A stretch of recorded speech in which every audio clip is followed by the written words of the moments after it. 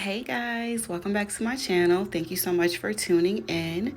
Today is day 5 of acrylic application. So I'm going to do a nude swatch, an ombre, and an end cap. And it went pretty well. I think I'm getting better as far as bead placement and actually molding and blending and all of that jazz. For the nude, I didn't end cap it, but I probably will on my next video. That one and the ombre. When I got done filing my ombre nail, I did notice a small little, I guess, hole or whatever you call it, where I could have added a little bit more acrylic. But hey, it's a learning process. I'll get there. As far as my ombre, I'm sorry, not my ombre, my end cap nail, that one was actually pretty fun to do. And for that one, for the clear, I used the Mia Secret.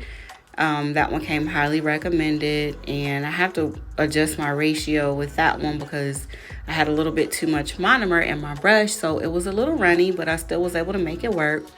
And I did use a middle bit for filing, which came highly recommended for beginners. So, and that went really well. And I know some of y'all are probably like, oh my God, why is she using nail swatch sticks for this? It is simply because I have not gotten enough money yet to get my trainer, and I'm working on it. I have to pay for school out of pocket, so I'm working on a deposit for that and getting supplies, and so it's a process. So you got to use what you got until you can get what you need, and so that's what I'm doing here. So don't judge me unless you know you want to donate to the cause.